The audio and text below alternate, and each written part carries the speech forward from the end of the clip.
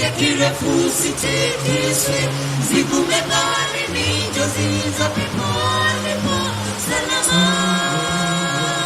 Jaribu la matumainio kuwa tajiri kwenye ngazi ya msaada, kwa ulimwengu wa usingizi hali halisi pia huwa ni kawaida. Nahodha wangu Yesu yupo salama, kina chake kirefu sitikiswi, zigume baharini njozi za peponi po salama. Jaribu la matumainio kuwa tajiri kwenye ngazi ya msaada, kwa ulimwengu wa usingizi hali halisi pia huwa ni kawaida. Nahodha wangu Yesu yupo salama, kina chake kirefu sitikiswi, zigume baharini njozi za peponi po salama.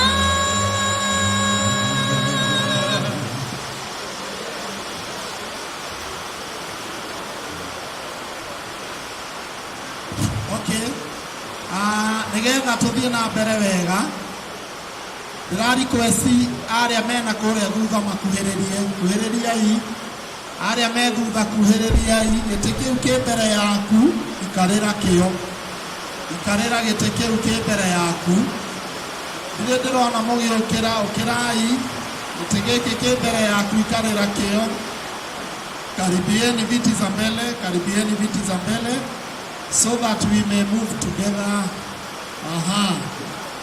Ndirona hena ite haha ukai mbere yacio, giti kiu ki mbere yaku itikira gwikarira kio.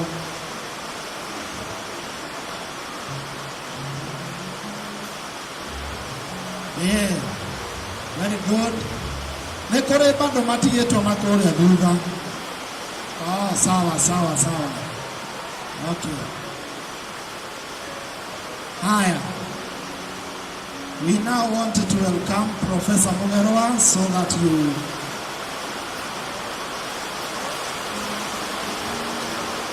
okay, chorus, tusimame tuimbe song number 35. Song number 35.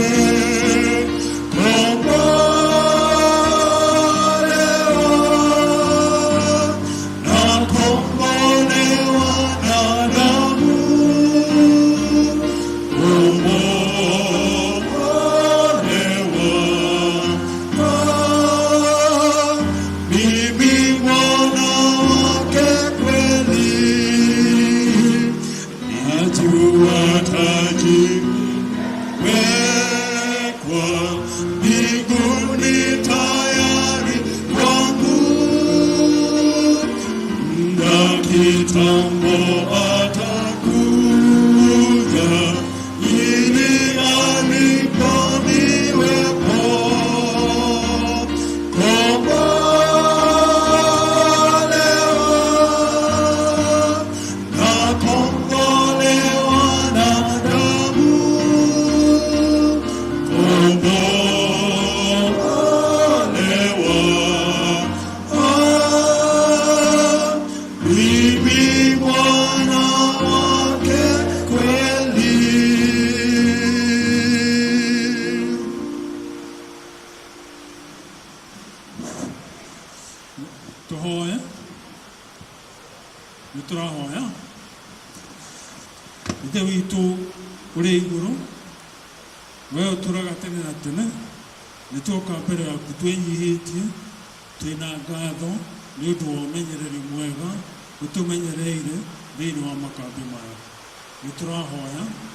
Tugithina mbere kuigua maria utuhaririirie kugerera ndungata yaku ukorwo utuhaririirie ngoro citu na magie handu thiini wa ngoro citu matuike magutuhaririria ni undu wa uthamaki waku uria uroka.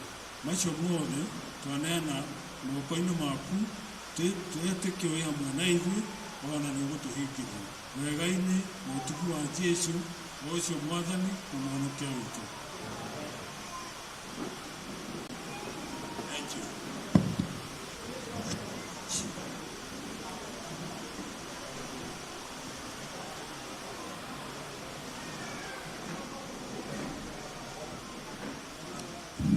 I greet you in the name of our Lord Jesus Christ.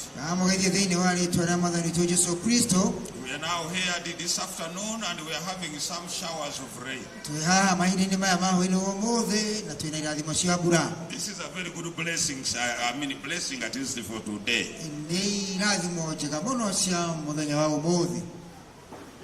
Yesterday we talked of God going through the procedures of culture, so that he may reclaim this planet unto himself.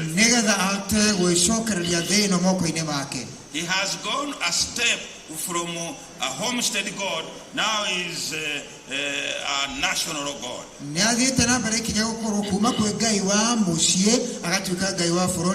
And when you read your Bible very carefully from now onwards, from Sinai, he says, I am the God of Israel. He doesn't say, I'm God of Abraham, I'm God of Jacob. He has already graduated, as other gods could also graduate. When God reveals himself, by the way, he goes with your understanding. That's number one. He will never give you things you don't fully understand or you don't know. Because if he does that, he's going to waste his time. God knew very well that the only way he can be known by the people on this planet where culture is to follow procedure of the culture.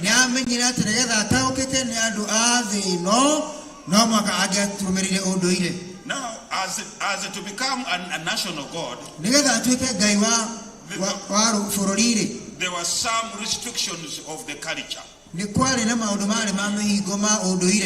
God of a national God has to be always on a mountain, never a valley, always on a mountain.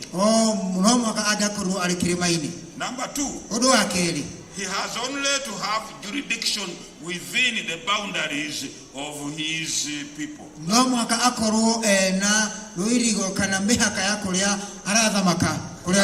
And he cannot go beyond. Number three, the God must make sure that when there's a war, his people always win.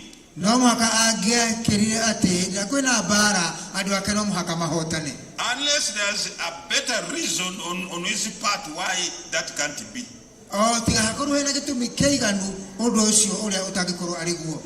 That's why you see wherever Israel lost a war, the answer was because they have sinned.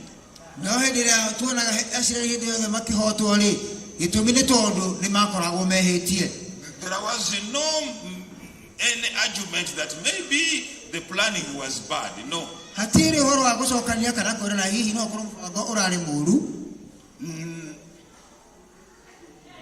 What did you say? There was no saying we have been defeated because we are poor planning of the war. It is always God.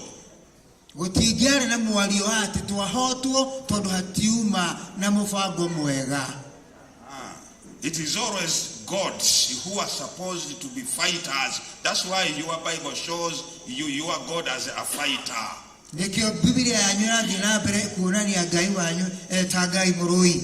When another nation came to attack another one, the God of that nation is coming to attack another God here.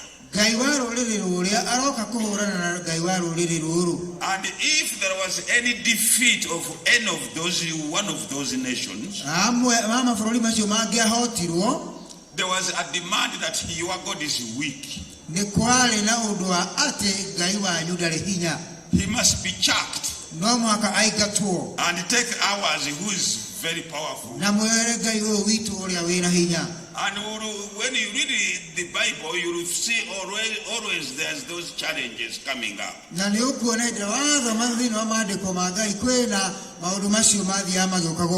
And prophets were easily answering, because you have sinned, that's why Yahweh left you to be defeated.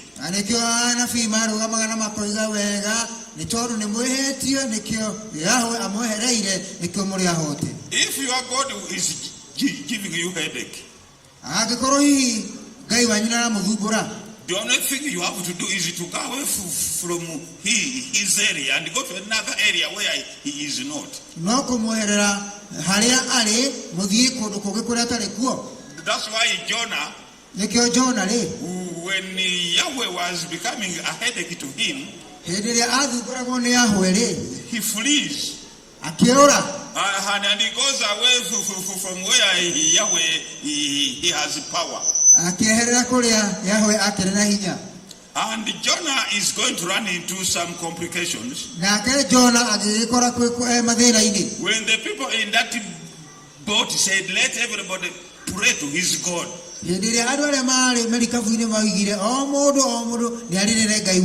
and since Jonah knew that he had left his God behind, he was not praying, because he knew he's going to waste the time. Yahweh has remained there. That's why they were asking him, what's wrong with you? Why are you not praying to And the answer is simple. I am freeing from my God, and my God has remained over there. Slowly, God is going to teach them slowly by slowly, but that was the concept. All of you know that Naaman, the leper, when he came over to Israel, and he was healed of leprosy, he became a Yahwist.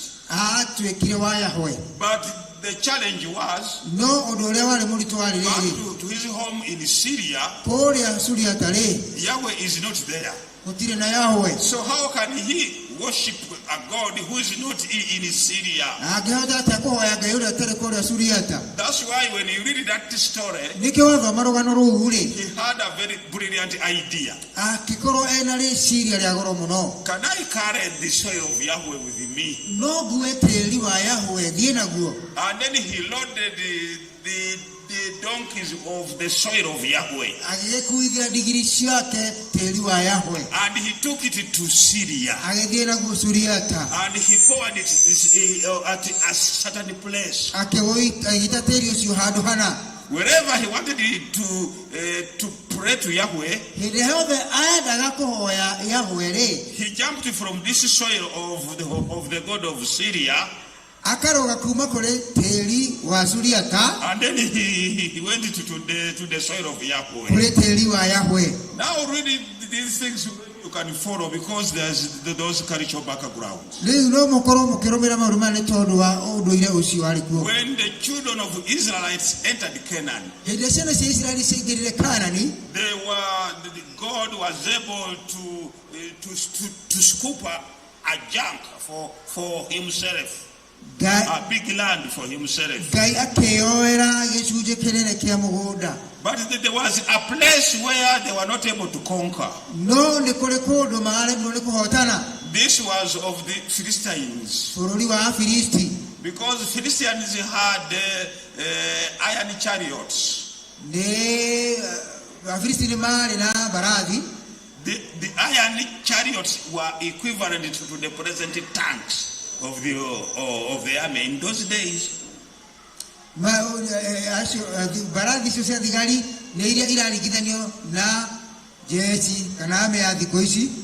And you know, at that time Israel did not have any.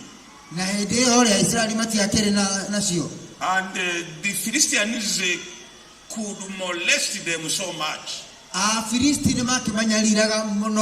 And at that time, Israel did not have a standing army. No, but Philistines were fighters, tough Indo-European of origin from Caucasian mountains. Well, have you picked that one? The Caucasian mountain. Fine, it's okay. Forget it now. And they were very good fighters. Don't be taken in by these stories of Samson and thinking that a few of those he killed, he finished the Philistines. See, Philistines were deadly people. They even put Egypt on a defensive once.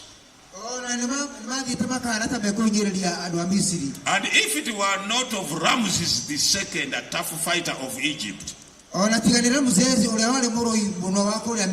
Philistines were almost to run the entire empire. Now Yahweh's people came face to face with this tough army of disciplined fighters.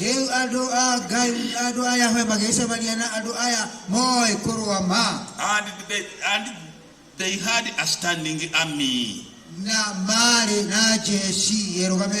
In other words, they were even having fortresses. Fortresses are the same as the barracks of today.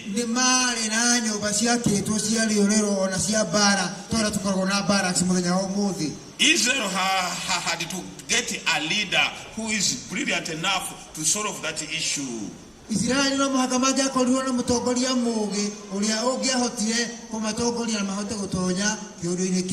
Philistines conquered Israel one state after the other.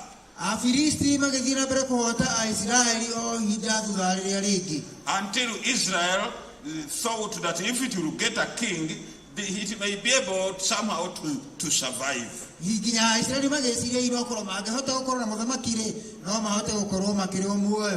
you read carefully the records, wherever there was war, they blew the trumpets and young men came from their homes to go to fight. That's the best way to lose a war.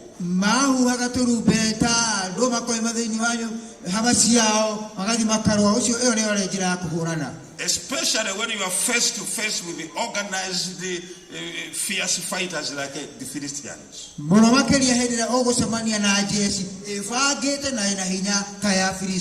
All of you know the unfortunate episode of Saul.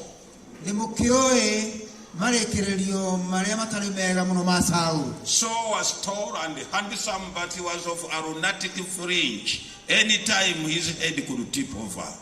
Ari mundu muraihu na muthaka no mwicirio wake ndwari mwega. And so was just a passing phase. Koguo ri ari mundu wa ihinda wa kuhituka. But before Saul disappeared, no atanehera ri, because of his anger and his uncontrolled thinking, nundu wa marakara na kwaga mwicirio mwega uria mwerekeru ri, is going to nurture a young man.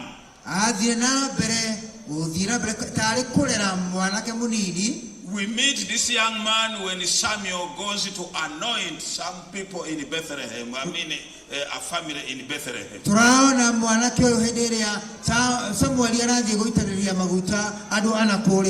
This young man was very confused. This young man was very confusing.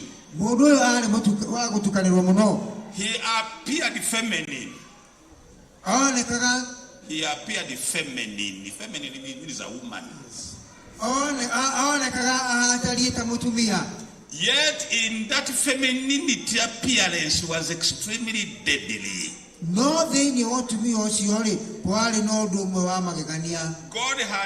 God had bestowed upon him several elements which everybody would covet to have. He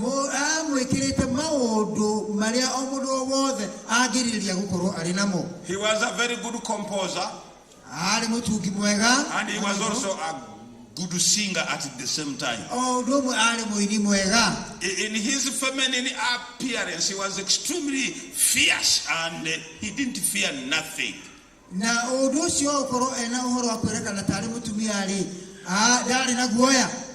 This young man was by the name of David,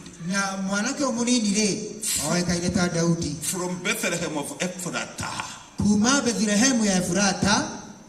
And there you are. He came even in the court to pacify Saul because of his songs.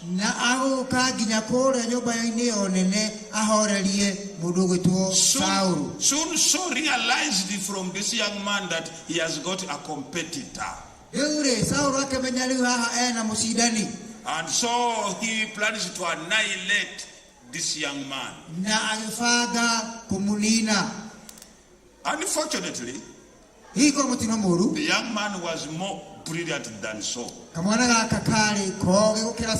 He flees and he becomes a guerrilla executive.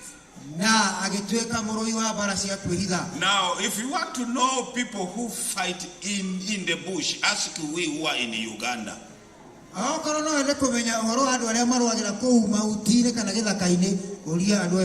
Perhaps you people, since Mau, you have never seen this again. But it is we who saw what fighting in the bush means. David took off to the bush. And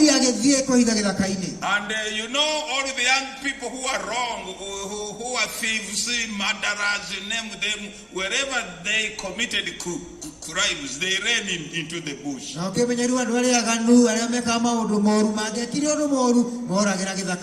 Because there no government can catch them. And that happened also in our country. We saw a lot of people go to the bush. So this is what it is. That's not what has brought me here to talk about. David stayed in the bush. Young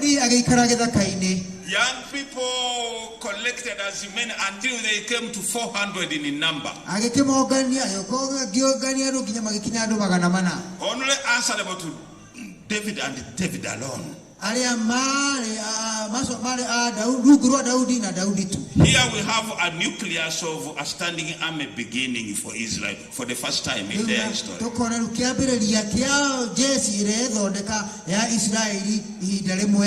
David does this after 250 years when they had entered Canaan. Riu Daudi areka maundu maya thutha miaka 250 thutha gukorwo maingirite Kanani. Soon his army swelled up to 600 in number. Na baya jeshi yake agithii na mbere kinenehaga nginya 600. Feeding them became a problem. Kumahe irio gukorwo ni thina. And I think some of you have ever read the story of Nabal, but that's okay, you should not worry about it. Now, David was faced with the two problems. How do I feed these people? And how do my people learn how to use chariots? Because by then there were the tanks of war in those days.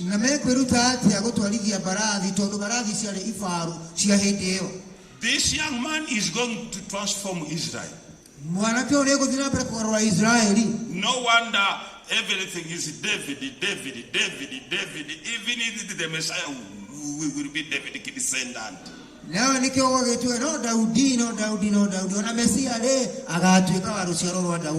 Without David, there's no Zion. That's why I am beginning with him, so that we may reach Zion very quickly. And so this young man went to the Philistines. He came from his rocks up there. It's a place which is very high where they were hiding. If you go there now, they have put their steps for you to climb to where they were, but themselves they climbed without those steps.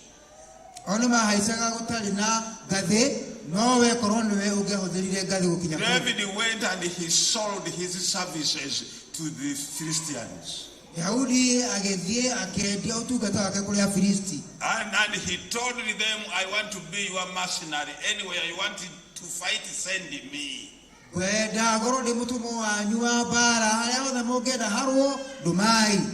then the Philistines absorbed David's army into their ranks. That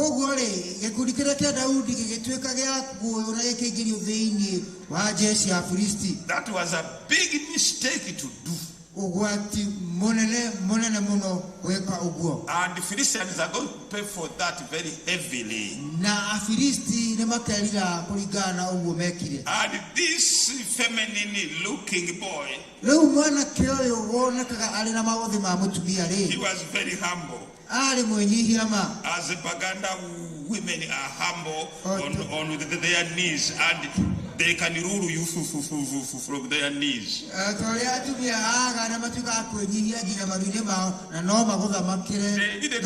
They literally see you there on their knees. Welcome, sir. And your ego goes high. And then from there she says, I want this, I want this, I want this, I want this, I want this, I want this, I want this. And you give because she's on her knees. But you know what? David did that. Very humble. And he tells his men, you are here on a mission. You better learn how to man those chariots perfectly.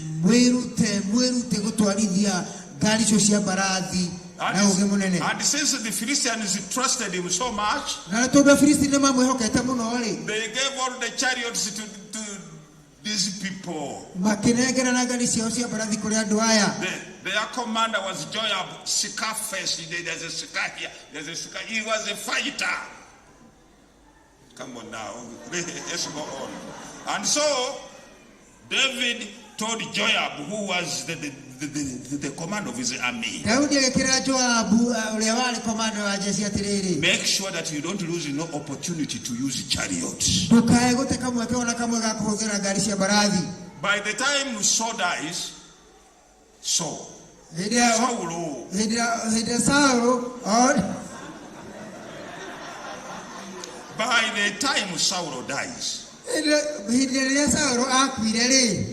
David was already a friend of the Philistines. Daudi ali mrata wa Filisti.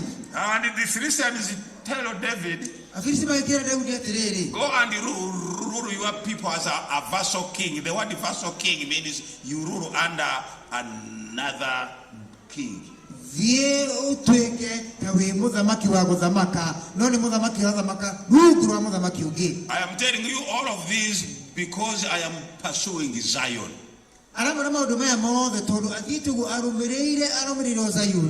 There's no Zion when there's no David. Without David, there's no Zion. And so he was put in charge of Hebron. He ruled from Hebron for 17 years. Is quiet. 17 years, not 1 year, but 17. After 17 years, he talks to his men. Are you ready for a rebellion? They said we are ready. Fine.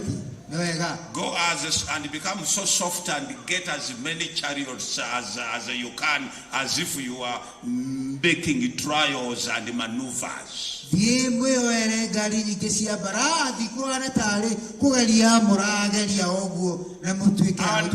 that happened, David began to kill all those armies which have been the garrisons which were already in Israel, one by one.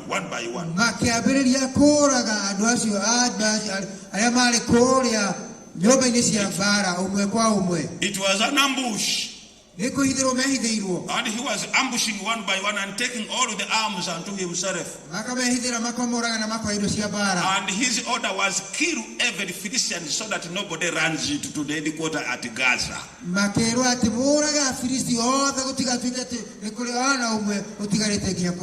Because Gaza is on the coastal plain. One of them escaped, however. And he told the people at Gaza that we are dead. Do you remember in those days that there was no phones that you can call? You only ran by foot. And it is far from where the war was to Gaza. By the time he reaches Gaza, all the garrisons which were in central Palestine were under David's control.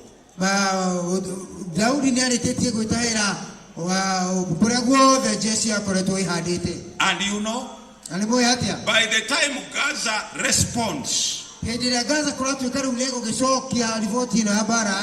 David is ready for a showdown. A very critical war took place. It was so bloody. It was so brutal. By the end of all of that, Christians were totally defeated and uprooted and annihilated.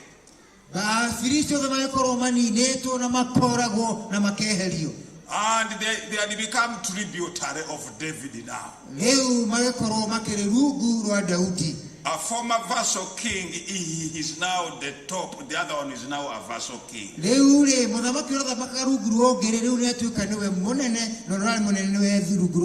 David was very ambitious than what you think.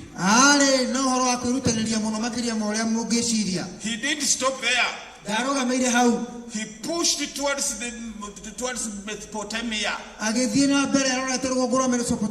fighting with these tanks which he has captured from the Philistines. And all of those city-states of the present Iraq and everywhere had to dance at his finger.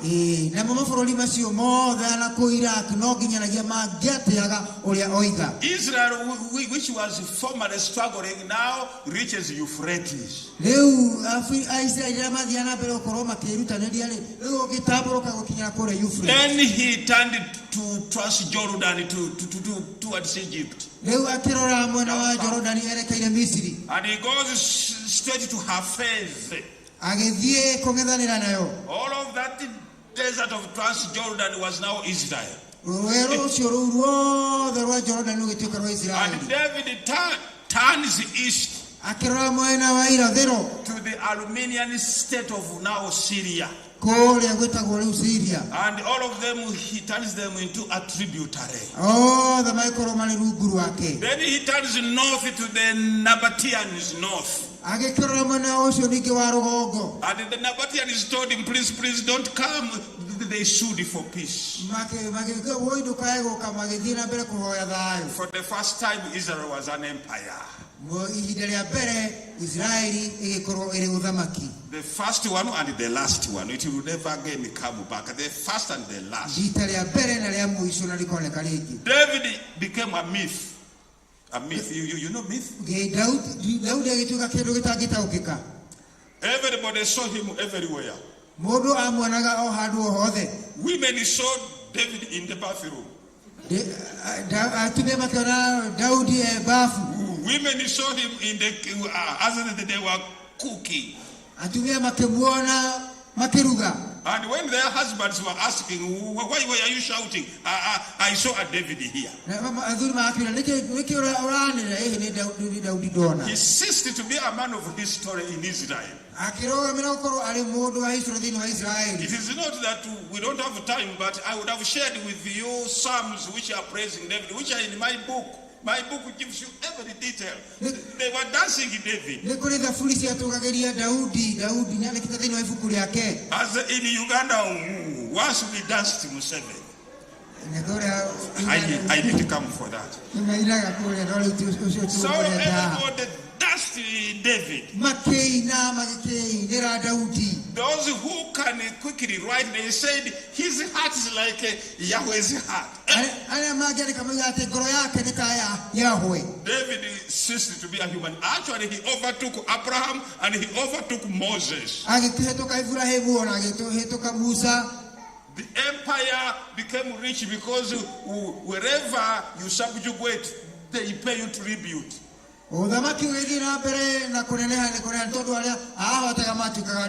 Israel became rich and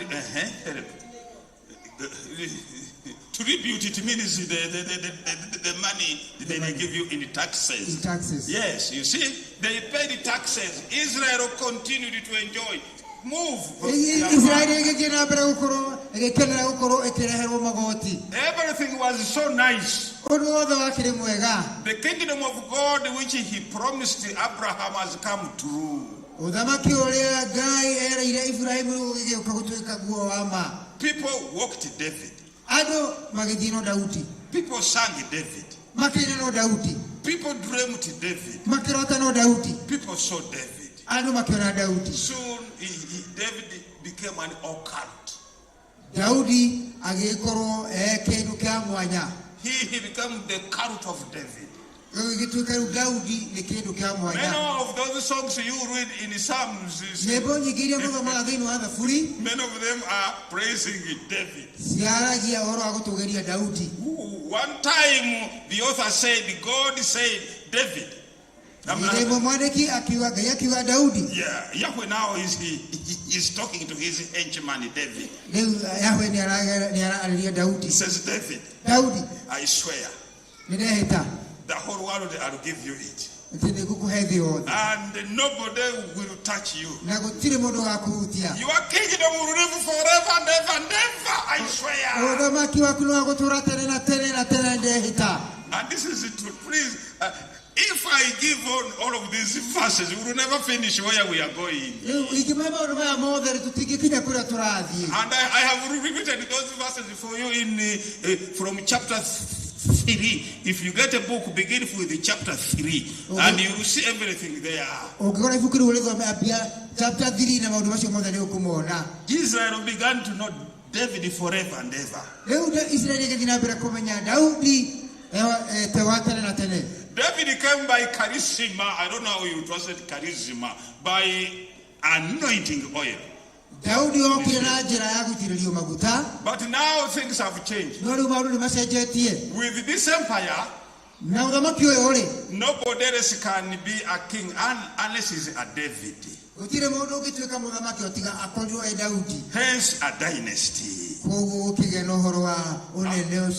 it will be forever and ever and ever. When his son Solomon comes to take over,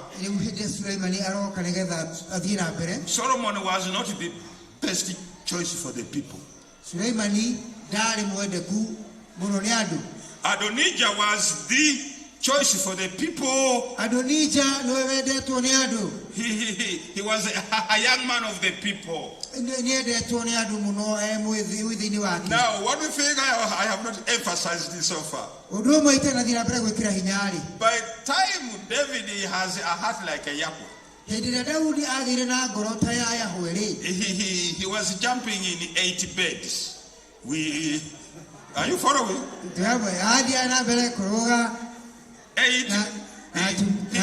He was jumping in 80 official beds. But the heart is like a Yahweh.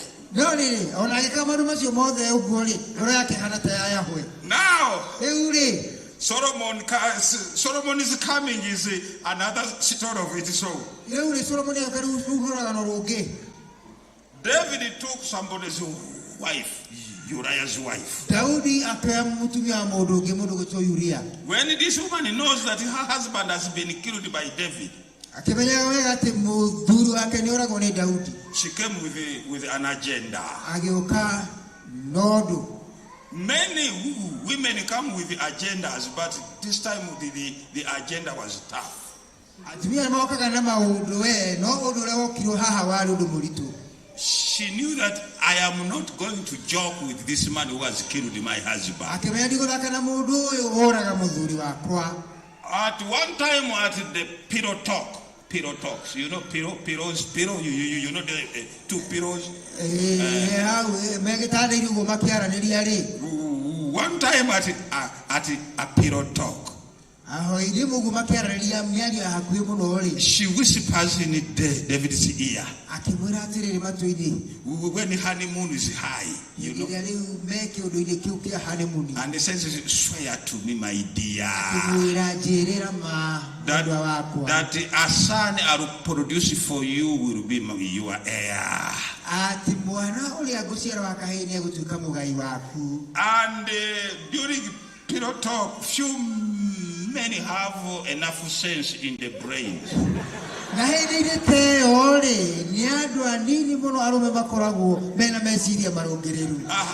At that time, they are at the lowest thinking capacity you can think of. Especially these young people. And then immediately David says, I swear what you are going to produce for me will be my heir.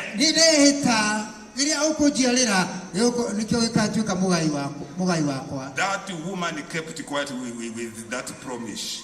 When David is already an old man, Adoniah has the highest popularity. Even the high priest of the entire high priest is for Adonijah.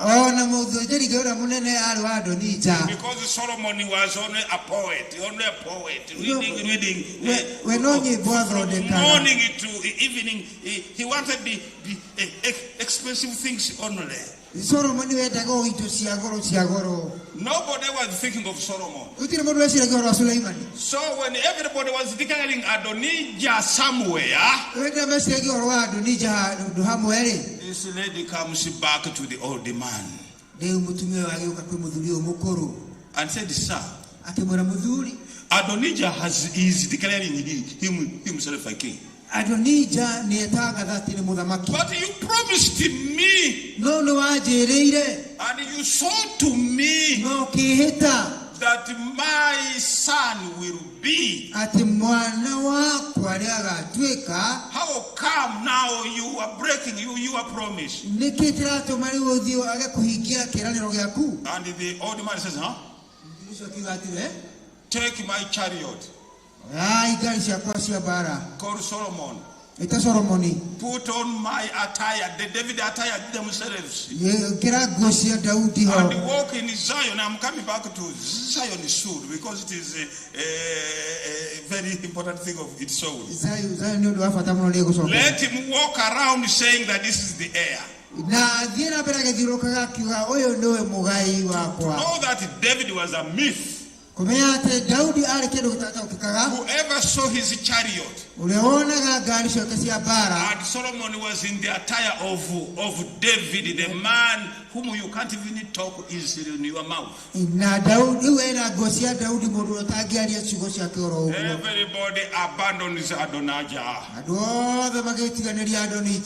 Adonijah loses the beat. And Solomon grabs the power through pillow talk, only pillow talk. There's no more oil from Yahweh. Now let us go back to Zion. David was not only a fighter, but he was also a religious young man. One day, he was admiring this Jebusite fortress. Jebusite, just some people call it Jebusite. Fortress is the barracks.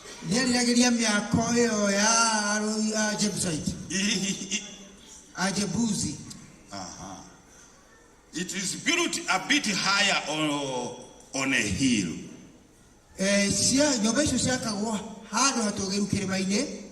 Opposite is the Mount of Olives. And as you stand there, you can see Zion, that great Zion. Which many of you know that. To know that David was tough. Even his city is in heaven. That's where you are planning to go, isn't it? God cannot have another name for his cities in heaven except Zion. But Zion was not an Israelite city. That hill was a Jebusite hill. And it was a fortress. Very hard to defeat. Several powers had tried, but they could not make it. As David was admiring this fortress. Now remember, he has an empire. But his empire ends on this fortress. This fortress was outside David's empire. As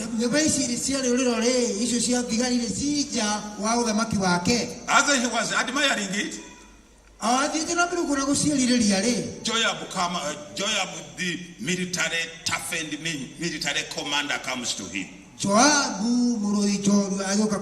I say, sir, I see you are looking at this hill.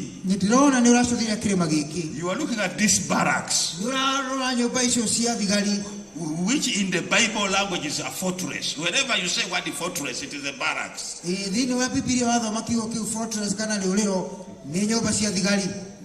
you want it, sir? And David says, very much. He says, it will be yours tomorrow. That very night when everybody is asleep, when you go there now, even the tunnel they passed through is still there.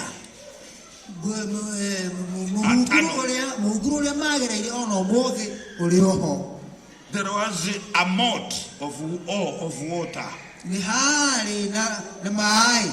Some few 20 to 30 swimmers of Israel swam that water, and they entered in the tunnel which enters inside the fortress.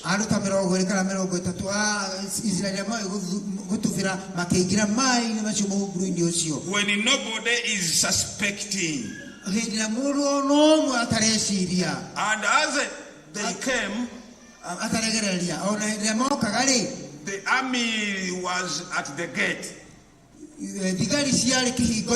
The whole Israelite army was at the gate. And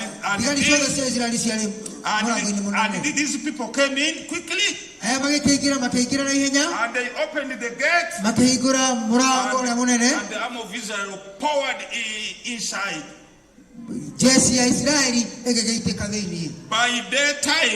By the time the Jebusites wake up,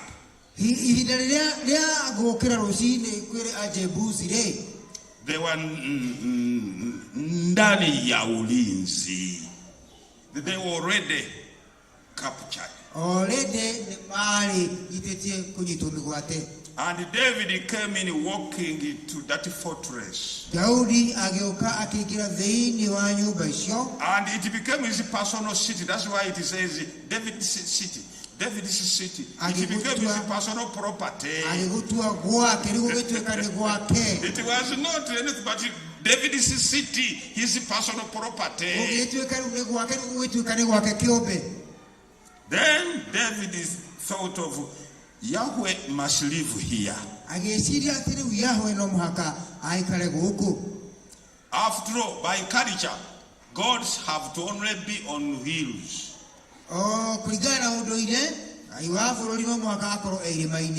So he goes where the Ark of Covenant had been abandoned for a very long time. And he came dancing behind it to dramatize. And when David dances, everybody dances. He was not of an ordinary person. His heart is Yahweh's heart. Exactly as Yahweh's heart is, so is this one. And many of you have read such verses, and you prayed and you went to bed satisfied that you have read the Bible. So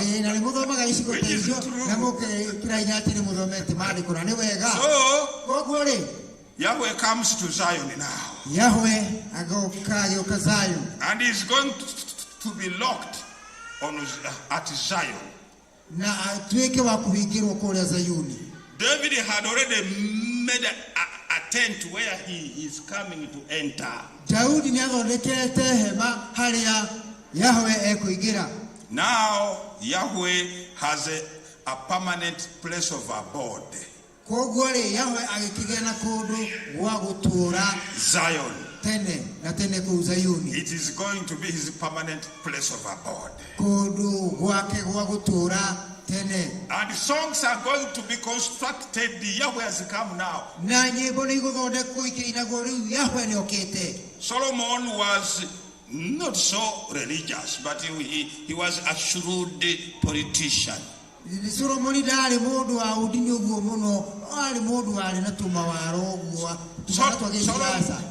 Solomon was not a fighter like his father. He had to think of a way of keeping his empire together so that it doesn't disintegrate.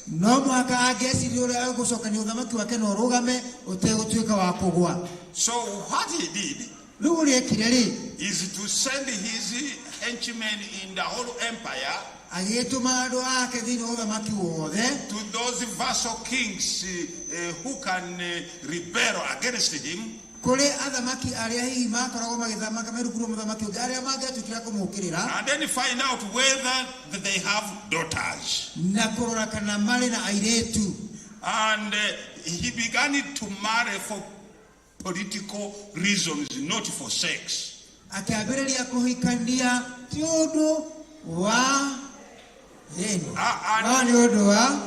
Siasa. Translate quickly, sex. There's nothing wrong. You're wasting time here. Now, he brought women wherever. First of all, Egypt, Pharaoh, Zion. He all the way up to river Euphrates. They brought women as if they are bringing tomatoes.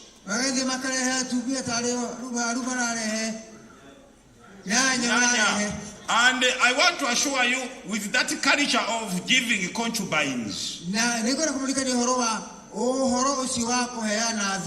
whoever came with 5, 6 concubines. And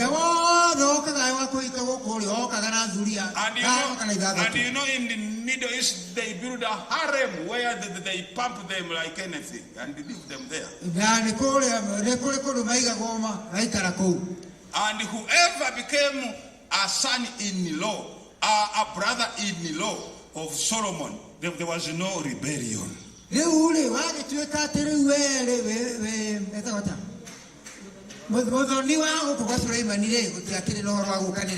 you know what? He went on asking, is there some more who wanted to rebel? Yes, get their daughters here.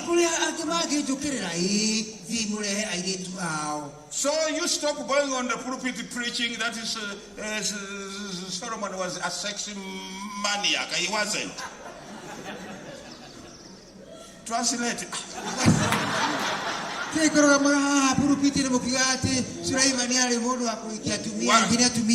I see people go for family, what are they called? Seminars. What do you speak there? You don't speak sex.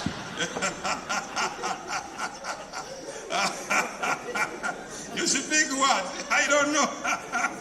So actually, Solomon was not a sex maniac. Some of those perhaps he even never touched. But the number is explained to be astronomical because of political reasons. Now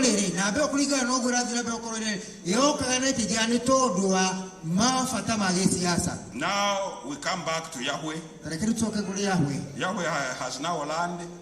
He has his hill. Solomon is going to build a magnificent temple. And then Yahweh is going to sit in that magnificent temple. And there you are. He's there forever and ever. Yahweh has achieved his aim of becoming fully a national God. Now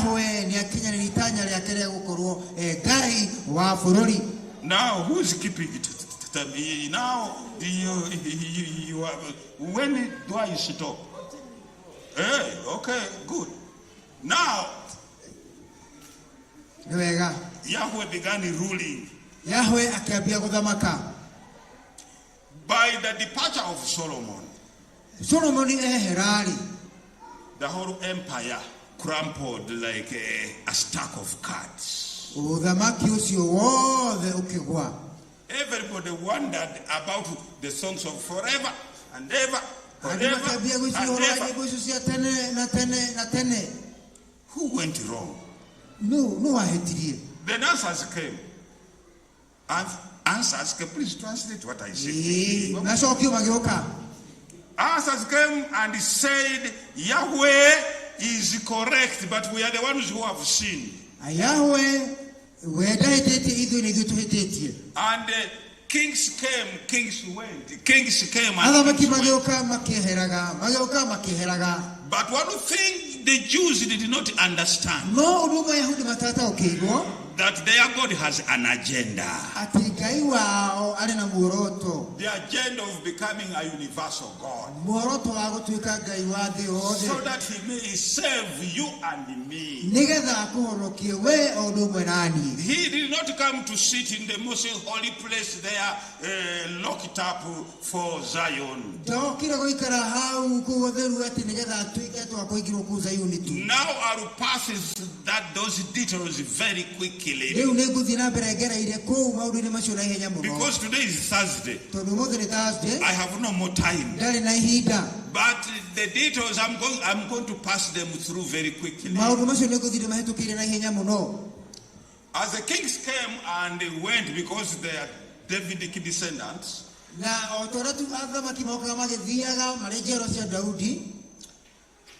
the prophets also came by, like Isaiah, Jeremiah, and then others will come.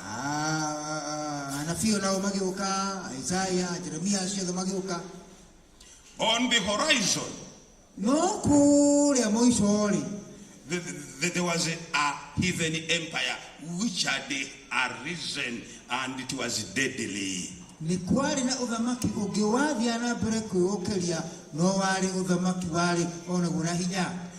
This empire was known as Assyria. Assyria, not Syria, but Assyria.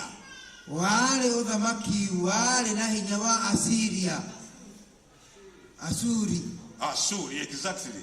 You see? Yes. In your translation in Uganda, it's Ewasuri, Busuri, but Assyria, its capital city was in Nineveh. And it had ruled, it is going to rule that area for 100 years proper, a whole century with an iron hand.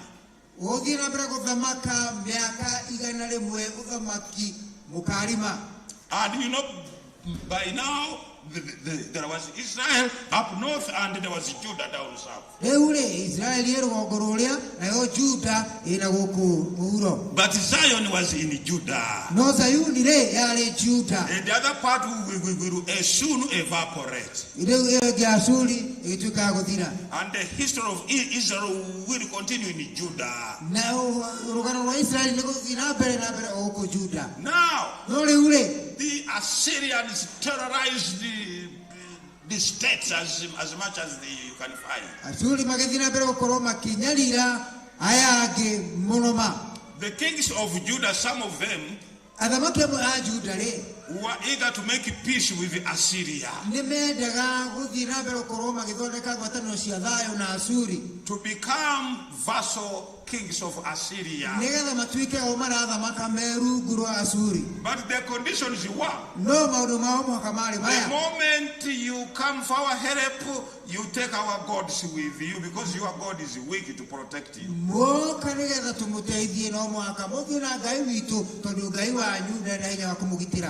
Hezekiah came,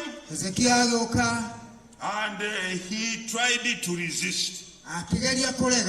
But the Assyrians gave him a beating which he will never forget. And every question was, where is Yahweh?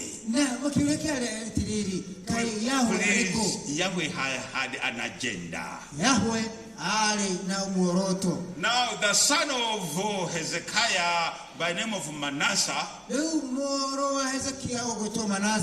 for him, he totally surrendered to the Assyrian. And their gods came even in the temple. He had no room of Yahweh, because Yahweh could not protect his father. And lo and behold, Manasseh, who was the evil, the adjective evil, followed Manasseh wherever the name Manasseh came to be heard of.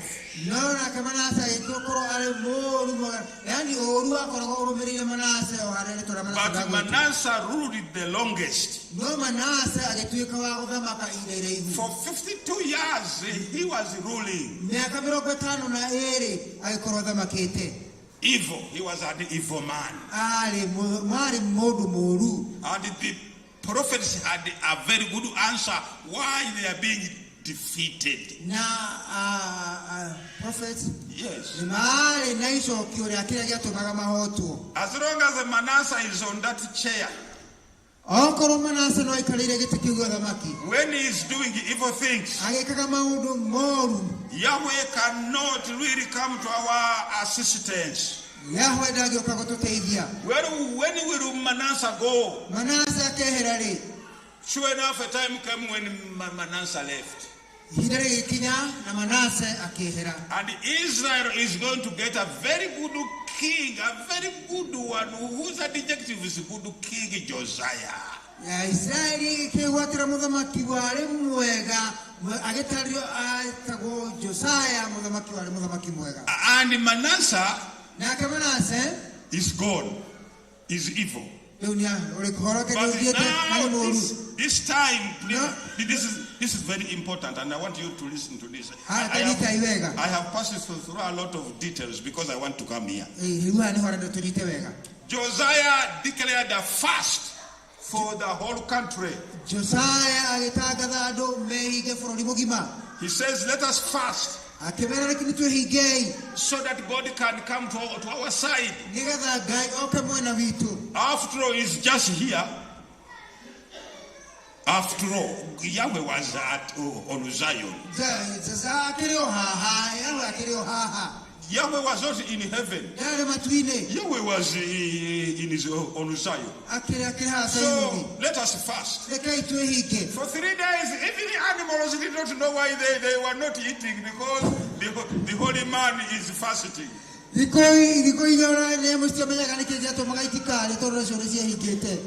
holy man who walked Yahweh, talked Yahweh, sang Yahweh, slept Yahweh. He could even think to harm Yahweh. Frankly, if good works was paying, it was high time for the good works to pay this time. Because good King Josiah was exemplary. You know what? Everybody knew that the day has come for Yahweh, who is here on our hill, to forgive the past and immediately take over Israel as a baby.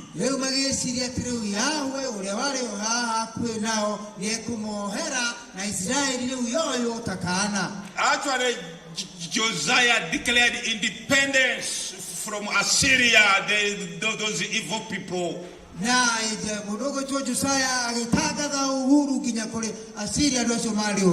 you are asking me, where was Assyria? Why did Assyria come with its wrath and attacked Judah? The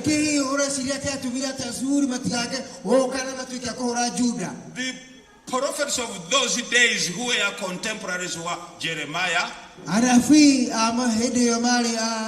Nahum and Habakkuk.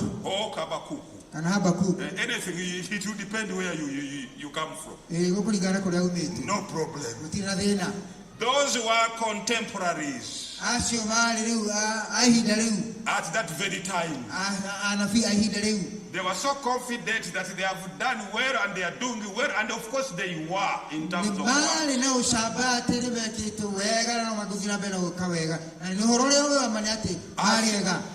Assyria could not come to attack Judah. And a quick answer was, it is because Yahweh is now on our side.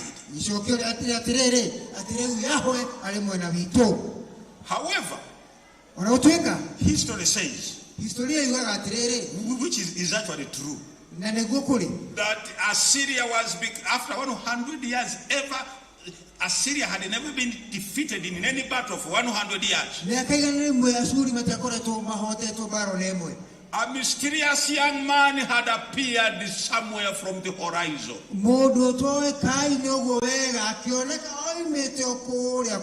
Commanding his father's armies. And is putting Assyria on a defensive. This mysterious young man was winning battles after battle. And for the first time in the history of 100 years, Assyria is fighting a defensive war, not an offensive war. The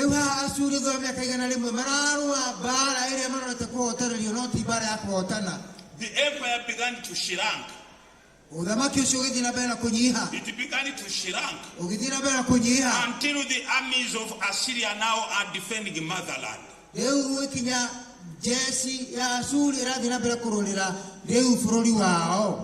That is when Prophet Nahum danced prematurely. Yahweh, the Assyrians are gone. Yahweh, the Assyrians are falling. Yahweh, the Assyrians are finished. Yahweh. There's nothing else Nahum offers except to dance that Assyria is falling.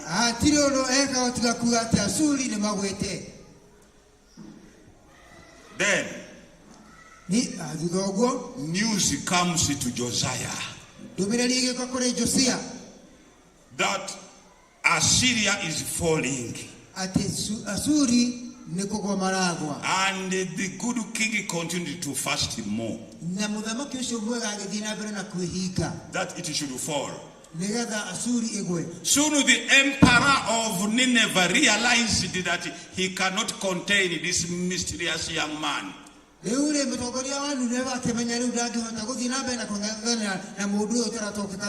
mysterious young man was Nebuchadnezzar.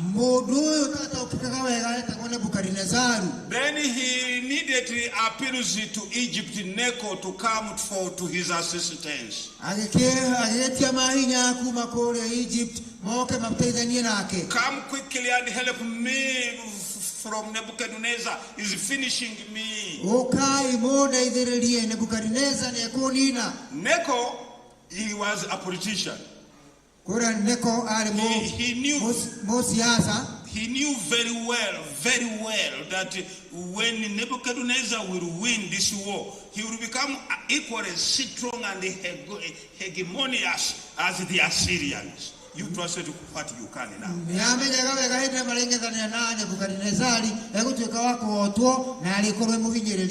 And so Necho says, I'm coming now.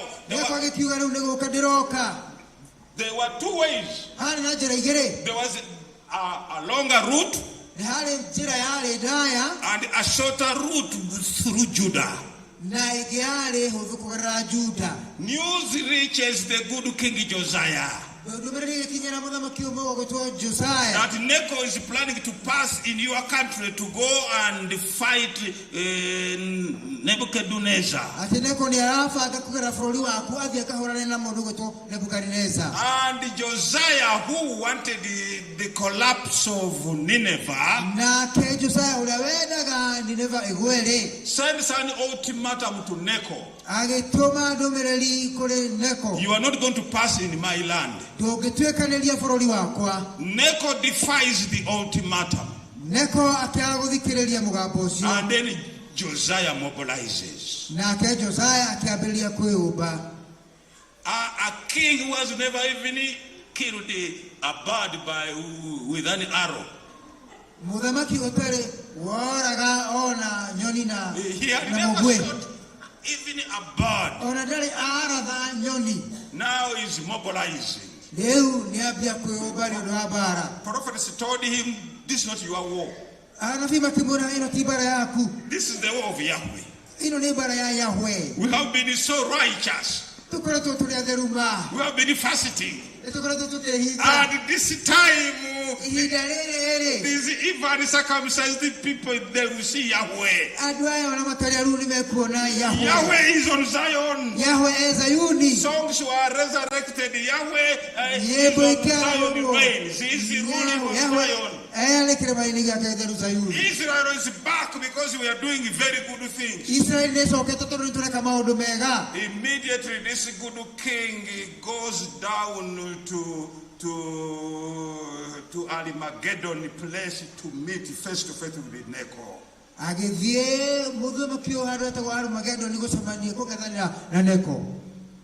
And you know what? In only 5 hours, even a kid who sucks the finger could tell that Josiah made a terrible mistake. Neka ihetia to declare war on Neko. Uthina bere kuyoba bara na muthamaki Neko. The man of God Mundu wa Ngai was fatally wounded. Akirigo iriga liagekuo. And he was a commander.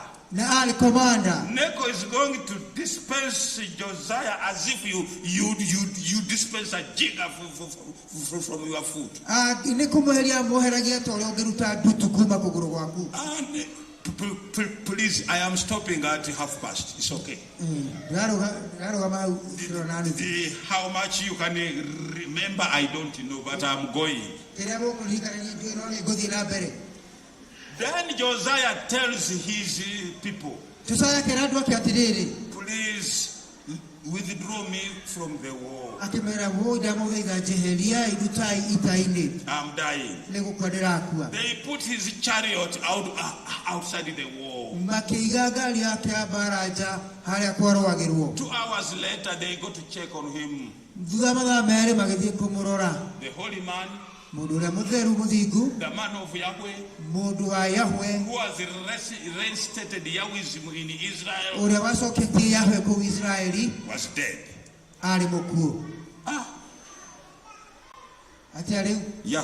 Yahweh. This man died. Where were you? You told us that if we are with you, you will be with us. What have we done?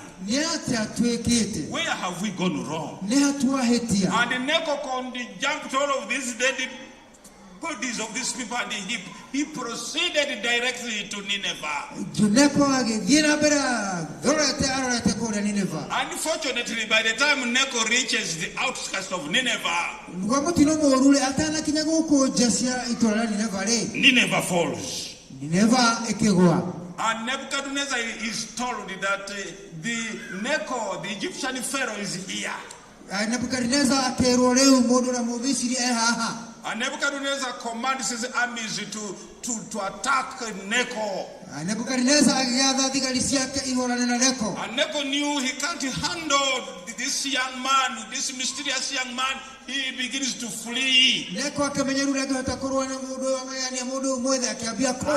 Nebuchadnezzar orders a chase,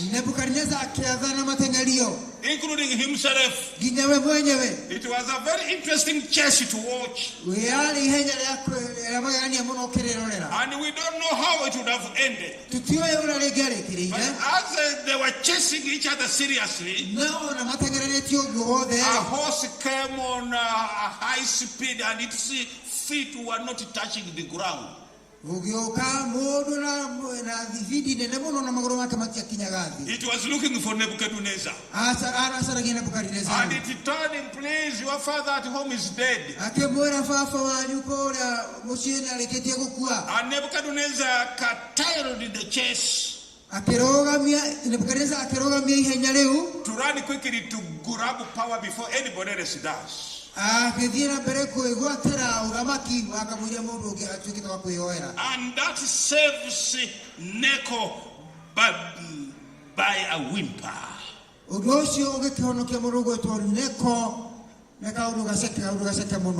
Neko embarrassed. He's now coming home.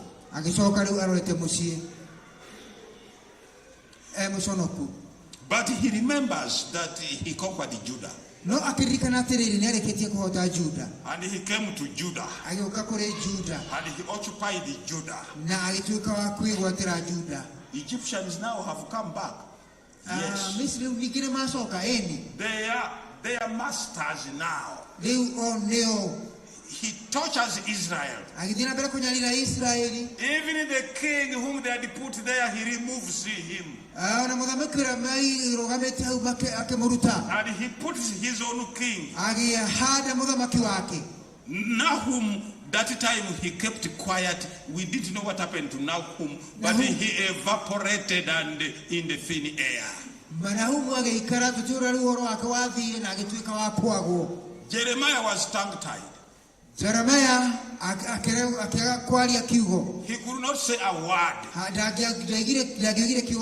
For sure these people had been holy. todo andu akere makoretwo mari There's atheru no time they had been holy like this one. hatire hindi makoretwo mari atheru ta ihinda riri. But there was one young prophet by the name of Habakkuk or Habakkuk. No ni hare munabii umwe mwithe wetagwo Habakuku. And Habakkuk says, for me, Akiuga ahoro akwari I'm going to attack Yahweh. ni guthira mbere kuingirira Yahweh. Let me go and ask Yahweh, what is he doing? It was. Rekethi ni murie ni atia areka. Now, many of you don't understand Habakkuk. Aige aitu tutitaukagoro ni Habakuku. You only know one verse that he's in his holy temple, let everybody remain silent. That's what that is the only verse. Because you don't have this background of Habakkuk. You can't understand. Habakkuk chapter 1 goes by Habakkuk beginning by asking, Lord, why are you so unfair to us? We are righteous. Why do you let these unrighteous people to take advantage of us? Where have we gone wrong? We thought we would be better off now as we who are righteous people. Yahweh answers. Habakkuk, you think so? I am bringing the Babylonians again, who are deadlier than even Assyrians, and you are going to suffer more. How can you behave when Yahweh is telling you that? And you are here in the camp meeting. You have left all your work at home because of worshiping Yahweh. And Yahweh says, tougher times are coming. Habakkuk said in chapter 2, I must go back. Chapter 2 What do you mean, Yahweh? We are righteous. Now, I don't know of your translation of your Bibles. Because I don't know your language. But chapter 2 verse 4 says, Yahweh says, let me answer you now. And the answer I give you, write it in the big letters on a stone that everybody can sit at a glance. You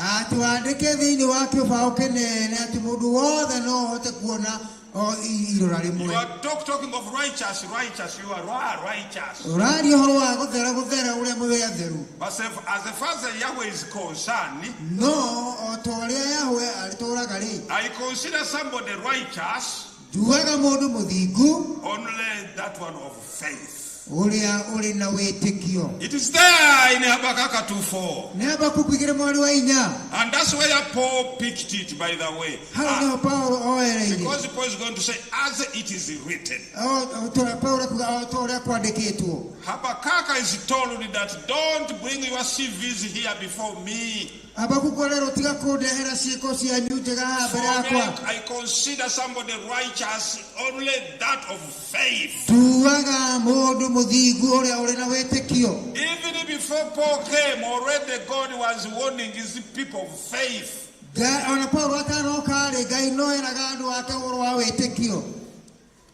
I think you people, let me stop here. But let us agree that tomorrow I take you to universal God. Tomorrow I drive you straight to the universal God. And I drive you to the tent of salvation. These questions which you people you want me to answer, your pastor can answer, because many of you are going to ask, what can I not keep supper? I know what you are going to ask. When you put those things there, those questions which you are put there don't need a professor from Uganda all the way to come and answer those papers which I see you are putting there. I think these are the ones, I guess.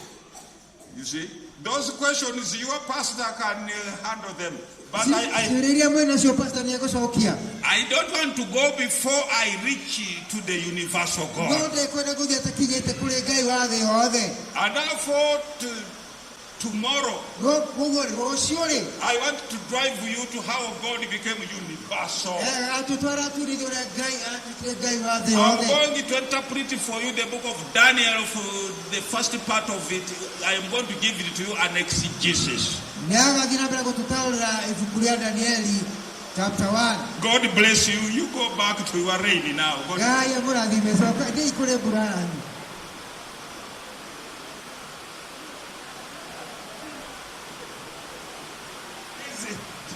Stand up for a word of prayer. Our kind and gracious Father, we have studied how you have been leading mankind. You have told us one important thing in Habakkuk 2:4, that you consider somebody righteous only those of faith. Works is not the way you deal with your creatures. You deal with your creatures only by faith. Thank you so much. Dismiss us with all your blessings. This is my humble prayer in Jesus' name. Amen.